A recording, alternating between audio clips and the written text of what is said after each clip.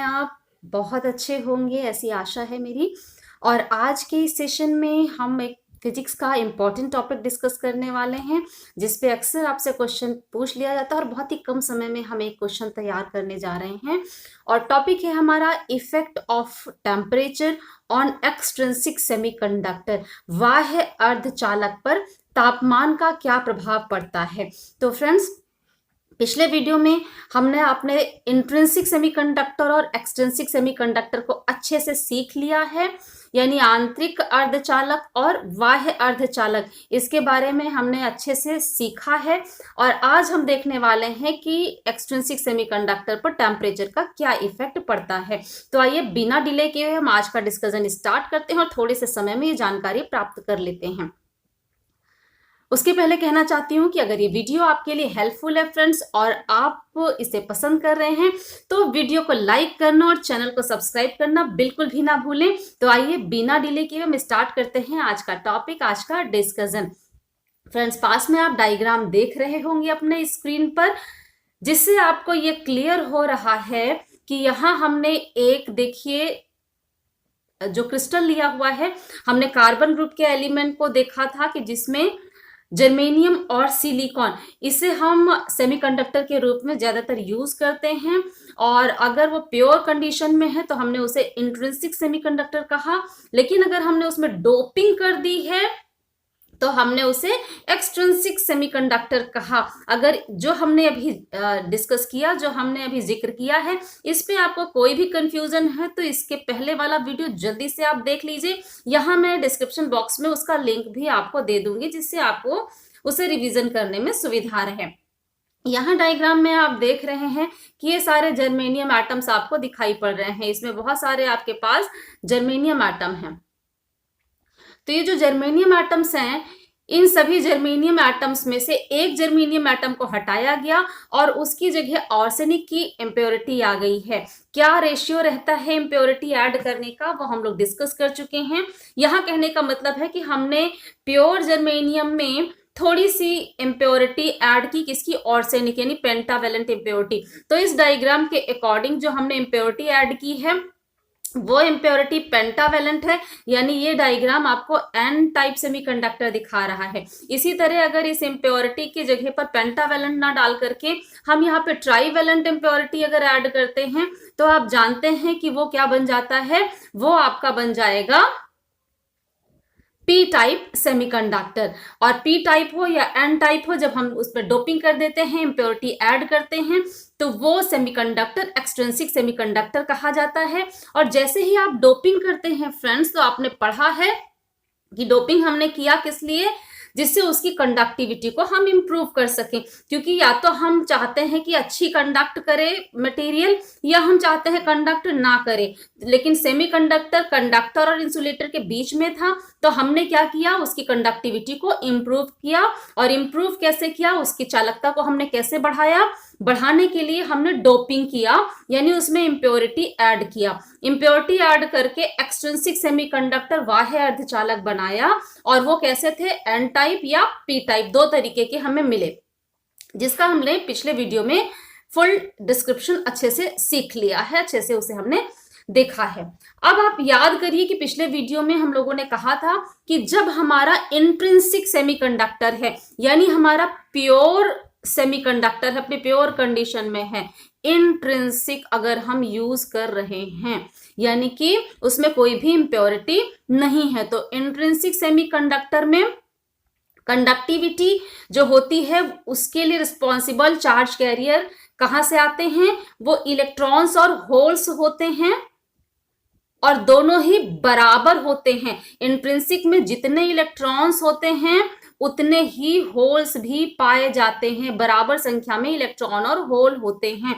और ये इलेक्ट्रॉन और होल जनरेट कैसे होते हैं इंट्रिंसिक सेमीकंडक्टर में, आंतरिक अर्धचालक में, थर्मल एनर्जी की वजह से, यानी कि बॉन्ड टूटता है। यहाँ देखिए, अगर हम किसी भी जर्मेनियम को उठा लें तो आप उस देखेंगे कि इसमें कोई भी फ्री इलेक्ट्रॉन आपको दिखाई नहीं पड़ेगा, यानी जब तक प्योर सेमीकंडक्टर में, इंट्रिंसिक सेमीकंडक्टर में बॉन्ड नहीं ब्रेक होगा, तब तक उसमें इलेक्ट्रॉन और होल्स आपको नहीं अवेलेबल होंगे।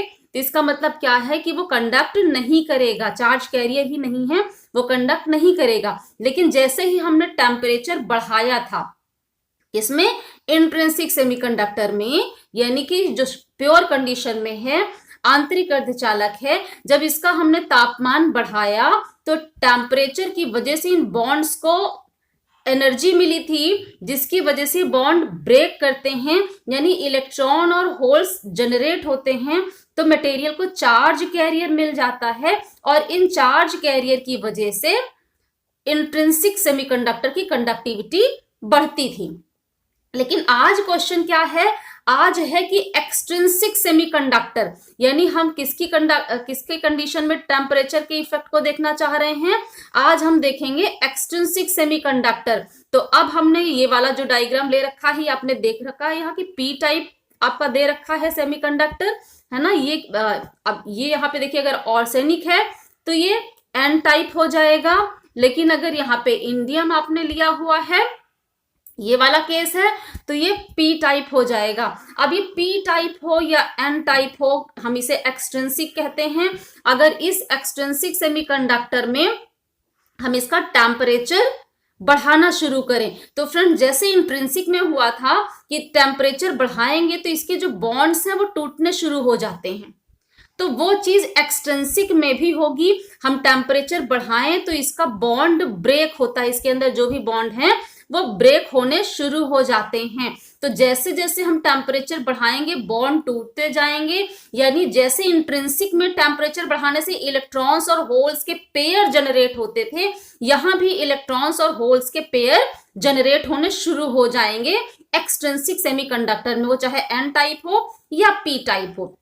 और आपने क्या किया, लगातार आप टेम्परेचर बढ़ाते चले जा रहे हैं तो इलेक्ट्रॉन्स और होल्स का पेयर जनरेट होता चला जा रहा है। अब धीरे धीरे ऐसी कंडीशन आ जाएगी कि हमने क्या किया था कि अगर हमने पेंटावेलेंट इम्प्योरिटी डाली थी, यानी एन टाइप बनाया था, तो स्टार्टिंग में इसमें जो चार्ज कैरियर है वो क्या था, इलेक्ट्रॉन्स थे। और अगर हमने ट्राईवेलेंट इम्प्योरिटी डाली है तो पी टाइप बना, यानी उसमें चार्ज कैरियर क्या था, होल्स थे। तो पी टाइप में नंबर ऑफ होल्स ज्यादा थे और एन टाइप में नंबर ऑफ इलेक्ट्रॉन्स ज्यादा थे। लेकिन दोनों ही केस में अगर हम टेम्परेचर को बढ़ाना शुरू करते तो बॉन्ड टूटे, और बॉन्ड टूटने का मतलब इलेक्ट्रॉन्स और होल्स जनरेट होने शुरू हो गए। ठीक है, जो एन टाइप में जो पहले इलेक्ट्रॉन थे वो तो बने ही हैं, पी टाइप में जो होल्स हैं वो तो बने ही हैं, लेकिन टेम्परेचर बढ़ाने पर और ज्यादा इलेक्ट्रॉन्स और होल्स जनरेट होने लग गए। तो टेम्परेचर बढ़ाने से जब बॉन्ड टूटेगा तो जितने इलेक्ट्रॉन जनरेट होंगे उतने ही होल जनरेट होंगे। यानी अगर हम एन टाइप की बात करें तो ये इलेक्ट्रॉन तो पहले से ही है, लेकिन बॉन्ड टूटने की वजह से एक इलेक्ट्रॉन बनेगा तो एक होल बन जाएगा, फिर इलेक्ट्रॉन बनेगा फिर होल बन जाएगा। तो ये तो अपना जितनी क्वांटिटी थी उतना ही अगर बना रहे, लेकिन ये लगातार बढ़ते जाएं। ठीक है, तो एक कंडीशन क्या आएगी कि इसके कंपैरिजन में ये जनरेटेड इलेक्ट्रॉन्स और होल्स की संख्या बहुत ज्यादा हो जाएगी। यानी हम ये कह पाएंगे कि लगभग जितने इलेक्ट्रॉन्स हैं उतने ही होल्स हो गए, क्योंकि इसके कंपैरिजन में ये वाला नंबर जब बहुत कम हो जाएगा तो इलेक्ट्रॉन्स और होल्स लगभग बराबर में पहुंच गए।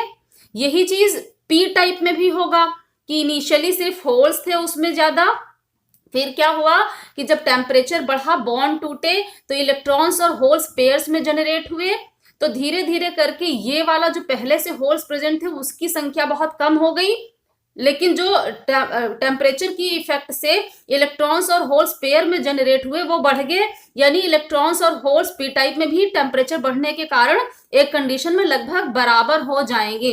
तो अब सोचिए इंट्रिंसिक सेमीकंडक्टर में क्या था, इलेक्ट्रॉन्स और होल्स बराबर थे, और अगर एक्सट्रिंसिक में भी हमने टेम्परेचर बढ़ाया तो एक्सट्रिंसिक में यानी बाह्य अर्धचालक में क्या हुआ, टेम्परेचर बढ़ाने की वजह से एक कंडीशन में इलेक्ट्रॉन्स और होल्स लगभग बराबर हो गए।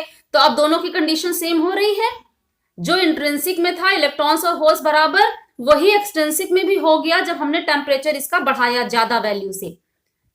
तो इसका मतलब क्या कि टेम्परेचर जब बढ़ाएंगे तो एक्सट्रिंसिक सेमीकंडक्टर भी इंट्रिंसिक की तरह ही बिहेव करने लगेगा, बराबर इलेक्ट्रॉन्स और होल्स हो जाएंगे। लेकिन डिफरेंस होगा कहां पर, इंट्रिंसिक में इलेक्ट्रॉन्स और होल्स की संख्या बहुत कम थी, जबकि यहाँ जो इंट्रिंसिक का हम ये केस ले रहे हैं, जब टेम्परेचर बढ़ाया और इलेक्ट्रॉन्स होल्स बराबर हुए, तो इसमें इलेक्ट्रॉन्स और होल्स की संख्या बहुत ज्यादा है। यानी इंट्रिंसिक की कंडक्टिविटी, चालकता कम थी, जबकि एक्सट्रिंसिक की चालकता बहुत ज्यादा होगी। इसी बात को देखिए यहाँ पर एक्सप्लेन किया है मैंने कि आप किस तरीके से इस बात को बता सकते हैं। तो फ्रेंड्स, इस बात को आप अच्छे से एक्सप्लेन करिए। Effect of temperature on extrinsic semiconductor क्या कहता है? Let us see what happens if we increase the temperature of an n type semiconductor। n type हो सकता है या p type, जो भी आप ले रहे हैं, दोनों ही केस में ऐसा ही होगा। n टाइप का इन्होंने एग्जाम्पल ले लिया है। सिंस ऑल द डोनर्स किसमें है? n टाइप में है। जब हम यहाँ p टाइप लिखेंगे तो डोनर की जगह एक्सेप्टर हो जाएंगे। यहाँ डोनर यानी दाता हैं और p टाइप में एक्सेप्टर यानी ग्राही होते हैं। पिछले वीडियो में आप मेरे साथ डिस्कस कर चुके हैं। Since all the donor have already donated there free electron, जब हमने एन टाइप बनाया, जितने डोनर एटम्स हैं सबने अपने फ्री इलेक्ट्रॉन को तो डोनेट कर दिया है। किस पे? एट रूम टेम्परेचर पे। एक्सट्रिंसिक सेमीकंडक्टर में जितने डोनर हमने ऐड किए, सबने अपना फ्री इलेक्ट्रॉन डोनेट कर दिया था। द एडिशनल थर्मल एनर्जी, अब आपने टेम्परेचर बढ़ाया यानी थर्मल एनर्जी आपने एडिशनल दी है, और ज्यादा थर्मल एनर्जी दी है, तो वो क्या करेगा? It will only increase the generation of electron hole pairs. ठीक है। दस the concentration of minority charge carrier increases. जब हमने टेम्परेचर बढ़ाया, एडिशनल थर्मल एनर्जी दी, उसको ऊष्मा हमने और दी, तो बॉन्ड टूटा, जिसकी वजह से इलेक्ट्रॉन्स और होल्स पेयर जनरेट हुआ। और उसने क्या किया?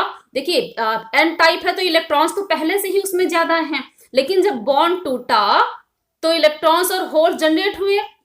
तो इसमें होल्स के जो ज्यादा है वो मेजॉरिटी कैरियर, जो कम है वो माइनॉरिटी कैरियर। एन टाइप में इलेक्ट्रॉन्स ज्यादा थे तो वो मेजॉरिटी हुए, और जो कम है, कम कौन है? होल है। जो कम है वो माइनॉरिटी कैरियर। तो एन टाइप में होल्स माइनॉरिटी कैरियर हैं, लेकिन बॉन्ड टूटने से वो होल्स तो तेजी से बढ़ते दिखाई पड़ेंगे, यानी माइनॉरिटी कैरियर्स बढ़ने लग गए जब क्रिएट हुआ इलेक्ट्रॉन्स होल्स का pair. A temperature is ultimately reached when the number of covalent bonds broken is very large। एक ऐसा टेम्परेचर मिल जाएगा जबकि बॉन्ड, जो कोवेलेंट बॉन्ड है, सह संयोजक बंध है, जो कि आपका सेमीकंडक्टिंग मटेरियल में बन रहा है, जो पिछले वीडियो में आपने देखा है, तो वो बहुत तेजी से टूट जाते हैं एक लार्ज नंबर में, जिसकी वजह से ज्यादा संख्या में इलेक्ट्रॉन्स और होल्स जनरेट हो जाते हैं। The extrinsic semiconductor then behaves like an intrinsic semiconductor. क्यों? क्योंकि इंट्रिंसिक में भी इलेक्ट्रॉन्स होल्स बराबर थे, यहां भी अब लगभग इलेक्ट्रॉन्स होल्स बराबर ही दिख रहे हैं, लेकिन संख्या ज्यादा है इंट्रिंसिक से, इसलिए although its conductivity is higher, इसकी कंडक्टिविटी इंट्रिंसिक से ज्यादा होगी। और ये क्रिटिकल टेम्परेचर फ्रेंड्स, अगर सिलिकॉन मटेरियल के लिए हम देखते हैं तो 200 डिग्री सेंटीग्रेड पर एक्सट्रिंसिक सेमीकंडक्टर इंट्रिंसिक की तरह बिहेव करने लगता है विद हायर कंडक्टिविटी, और जर्मेनियम में ये 85 डिग्री सेंटीग्रेड पर बिहेव करने लगता है इंट्रिंसिक की तरह with increased conductivity. And the same argument can be put forward for the p-type semiconductor, thus with an increase in temperature of the extrinsic यानी impurity semiconductor, it behaves almost intrinsically, यानी intrinsic की तरह behave करता है, लेकिन conductivity बढ़ी हुई होती है। तो फ्रेंड्स, इस वीडियो में इतना ही। आगे की जानकारी के लिए आगे की वीडियो में मेरे साथ लगातार बने रहिए। आज का वीडियो देखने के लिए आप सभी को बहुत बहुत धन्यवाद।